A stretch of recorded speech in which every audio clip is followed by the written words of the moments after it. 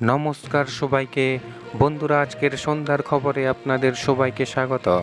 বন্ধুরা, আজকে 20 মে 2024 ইংরেজি। আজকের নালিশ পত্রিকায় উঠে আসা কয়েকটি বিশেষ গুরুত্বপূর্ণ হেডলাইন হলো: কোন সন্ত্রাসের শাসন থেকে মুক্তি দিতে প্রস্তুত বাংলার জনগণ? পেট্রোপণ্যের মজুত স্বাভাবিক। রাষ্ট্রবাদী মিথুনের মারে আহত সাধক হরলাল। রতনলাল নাথকে সাইকো বললেন সুদীপ। বন্ধুরা, প্রথমে আমরা যেই হেডলাইনটির বিস্তারিত আলোচনা দেখব সেই হেডলাইনটির নাম হলো রতনলাল নাথকে সাইকো বললেন সুদীপ। এখানে বলা হচ্ছে, সাংবাদিকদের অপমানিত করে ঘরে বাইরে ব্যাপক চাপের মুখে মন্ত্রী রতনলাল নাথ। এক সময় যারা ছিল উনার ছায়া সঙ্গী, আজ তারাও রতনলাল নাথকে নানাভাবে অপমানিত করছে। এবার রতনের বিরুদ্ধে সোচ্চার হলেন খোদ সুদীপ রায় বর্মন। রাজ্যের বাম বিরোধী আন্দোলনে হাতে হাত ধরে সামনের সারিতে ছিলেন রতন ও সুদীপ। রাজনৈতিক পালাবদলে আজ অবশ্য একে অপরের চরম শত্রু। সাংবাদিকদের অপমানিত করে রতন শেষ পর্যন্ত একদার ছায়া সঙ্গীর কাছেও অপমানিত হতে হচ্ছে। সুদীপ রায় বর্মন সোমবার প্রকাশ্যেই রতনলাল নাথকে সাইকো বললেন। রাজ্য সরকারের বিদ্যুৎ মন্ত্রী রতনলাল নাথকে সাইকো বলে মন্তব্য করলেন কংগ্রেস কেন্দ্রীয় কার্যকরী কমিটির সদস্য বিধায়ক সুদীপ রায় বর্মন। সুদীপবাবু সাংবাদিকদের পরামর্শ করলেন সাইকো হিসেবে তাকে ক্ষমা করে দিতে। সোমবার কংগ্রেস ভবনে সাংবাদিকদের প্রশ্নে মন্ত্রী রতনলাল নাথকে নিয়ে বিধায়ক সুদীপ রায় বর্মনের প্রতিক্রিয়া। প্রসঙ্গত, দুদিন আগে ত্রিপুরা প্রদেশ বিজেপির উদ্যোগে আয়োজিত এক রাজনৈতিক কর্মসূচিতে সাংবাদিকদের সাথে অশালীন আচরণ করেন মন্ত্রী রতনলাল নাথ। বিকৃত অঙ্গভঙ্গিতে মন্ত্রী রতনলাল নাথ সাংবাদিকদের উদ্দেশ্য করে খাইয়া দাইয়া কাম নাই সহ একাধিক আপত্তিকর মন্তব্য করেন। তিনি ঘটনাস্থলে কর্মরত সাংবাদিকদের প্রচণ্ডভাবে অপমান করেন এবং তুচ্ছ দেখানোর চেষ্টা করেন।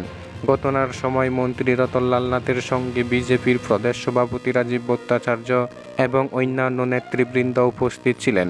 কিন্তু কেউ সাংবাদিকদের প্রতি মন্ত্রীর এই ধরনের আপত্তিকর আচরণ নিয়ে কোনো বাধা দেননি, বরং কয়েকজন হাসিমুখে সাংবাদিকদের তুচ্ছ করার বিষয়টি উপভোগ করেছেন।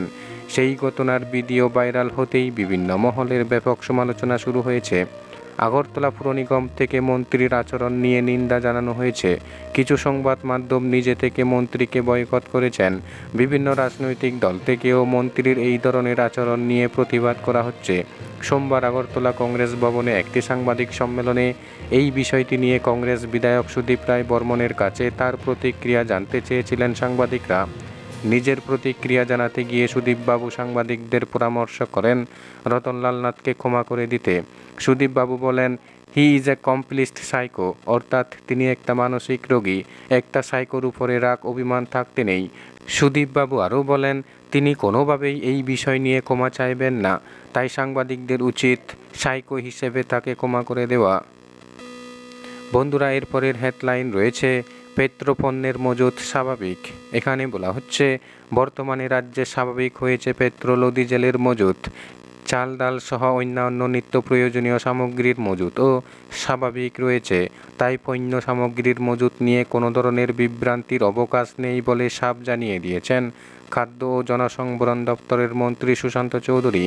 সোমবার বিকেলে মহাকরণে আয়োজিত সাংবাদিক সম্মেলনে খাদ্যমন্ত্রী বলেন, পেট্রোল ও ডিজেলের যোগান রয়েছে পর্যাপ্ত।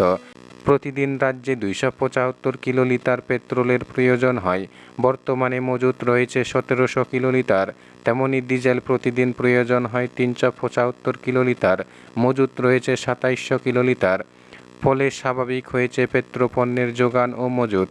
আরও আসছে পেট্রোল ও ডিজেল। এর জন্য খাদ্যমন্ত্রী ধন্যবাদ জানান কেন্দ্রীয় রেলমন্ত্রী, রাজ্যের মুখ্যমন্ত্রী ও খাদ্য দপ্তরের আধিকারিকদের।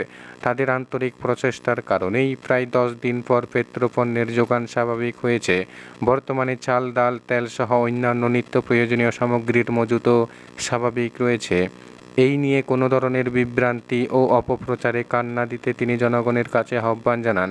কৃত্রিম সংকট তৈরি করে জিনিসের দাম যাতে বৃদ্ধি করতে না পারে তার জন্য খাদ্য দপ্তর থেকে বাজারগুলিতে নিয়মিত অভিযান চালানো হচ্ছে। কয়েকজন অসাধু ব্যবসায়ীকে জরিমানা পর্যন্ত করা হয়েছে। যারাই এই ধরনের 2 নাম্বারি করার চেষ্টা করবে তাদের বিরুদ্ধেও পদক্ষেপ নেওয়া হবে। বন্ধুরা, সন্ধ্যার খবর আপাতত এই পর্যন্ত। বন্ধুরা, ভিডিওটি ভালো লাগলে লাইক শেয়ার সাবস্ক্রাইব করে আমাদের সঙ্গে থাকুন। ধন্যবাদ সবাইকে ভিডিওটি দেখার জন্য।